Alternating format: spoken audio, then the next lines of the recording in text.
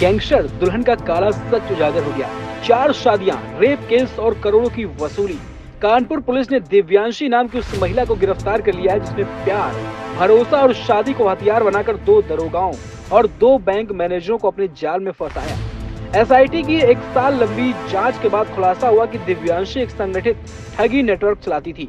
शादी और रिश्ते का झांसा देने के बाद वह हर बार रेप का मुकदमा दर्ज कराकर लाखों की वसूली करती थी। उसके खातों में करोड़ों रुपए के संदिग्ध लेन देन भी मिले हैं। पुलिस के मुताबिक दिव्यांशी ने 4 शादियां की, 2 दरोगाओं से और 2 बैंक मैनेजरों से। चारों मामलों में उसका एक तरीके जैसा काम था। पहले प्यार, फिर भरोसा, फिर शादी और रिश्ते का वादा और अंत में रेप का मुकदमा, जिसके बाद पीड़ितों से मोटी रकम लेकर समझौता करना।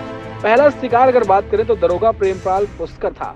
मेरठ में दिव्यांशी की मुलाकात दरोगा प्रेमपाल से हुई, नजदीकियां बढ़ी, शादी हो गई। कुछ महीनों बाद प्रेमपाल पर रेप का केस दर्ज हुआ। बाद में उसने एसआईटी को बताया कि दिव्यांशी ने समझौते के नाम पर उससे बड़ी रकम ली है। 2 मैनेजरों के साथ भी वही खेल हुआ। आशीष राज और अमित गुप्ता को भी दिव्यांशी ने भावनात्मक सहारा देने के नाम पर रिश्ते में फंसाया। दोनों पर रेप केस दर्ज हुए। दोनों से समझौते के नाम पर लाखों रुपए वसूले। पुलिस को मिले दस्तावेज इसकी पुष्टि भी करते हैं।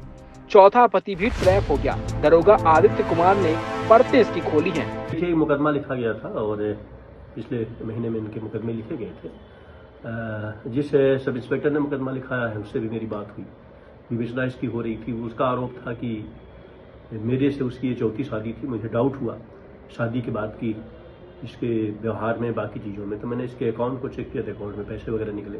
काफ़ी पैसे हैं, करोड़ों में पैसे हैं। डिटेल जब बात हुई तो इसको ब्लैकमेल किया जाने लगा और डिटेल जब इसकी हुई तो इसके खिलाफ मुकदमा लिखा गया मेरठ में। वहाँ पे इसके मुकदमे को ख़त्म हुआ।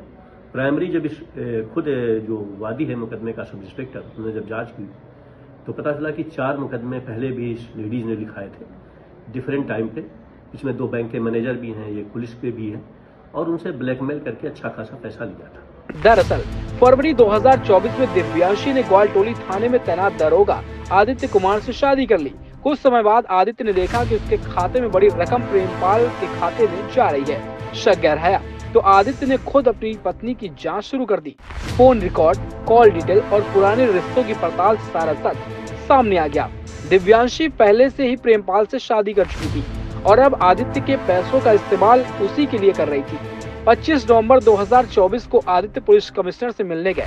उसी दिन दिव्यांशी भी शिकायत देकर पहुंच गई और उल्टा आदित्य पर आरोप लगा दिया।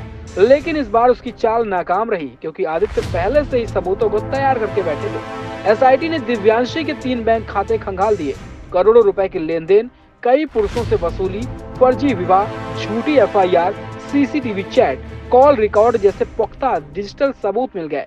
जांच में यह भी सामने आया कि दिव्यांशी कई बार कुछ पुलिसकर्मियों के साथ आदित्य के घर पर कब्जा करने तक पहुंची। गिरफ्तारी से बचने के लिए वह 1 महीने तक गायब भी हो गई। छापेमारी के बाद उसे एक अपार्टमेंट से पकड़ लिया गया।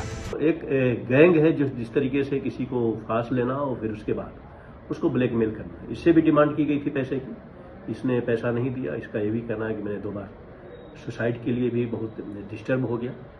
फाइनली मैंने लड़ने की हिम्मत करी और फिर फाइनली वरिष्ठ अधिकारियों के पास मिला, जाके अपनी बात बताई तो उस तथ्य के आधार पर ये कार्रवाई की गई। विवेचना भी जारी है, फाइनेंशियल अकाउंट भी इनके निकाले जाएंगे और ये देखा जाएगा किन स्रोतों से ये पैसे, करोड़ों में जो ट्रांजेक्शन हुए हैं वो क्या है, ब्लैकमेलिंग का क्या पैटर्न है, फिर इस पर पूरी पुलिस कार्रवाई करेगी। सर, क्या जांच में निकल गया है कि इसके साथ और भी गैंग में लोग शामिल हैं? पुलिस ने दिव्यांशी पर कई गंभीर आरोप लगाकर जेल भेजा है। दरअसल आदित्य कुमार बोले कि इसने मेरी जिंदगी बर्बाद कर दी और कईयों की भी की होगी। इस महिला के कई पुलिस अफसरों से संबंध है। यह अकेली नहीं, पूरा गैंग है।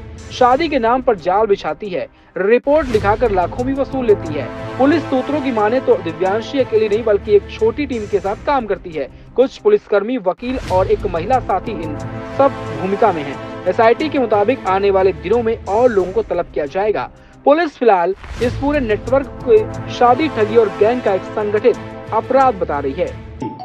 क्योंकि हो सकता है कि जो पैसे का ट्रांजैक्शन हुआ हो, डायरेक्ट ना हुआ हो, तो वो एक उसकी जो पूरी ट्रेन है वो पता चलेगी और कौन कौन लोग, सारी बात है। अगर ये 4थी शादी है, उसकी 4 शादी उसने पहले करी है तो उन लोगों से भी बयान लिए जाएंगे, उनका क्या रहा है, उनके साथ किस तरीके का पैटर्न हुआ है।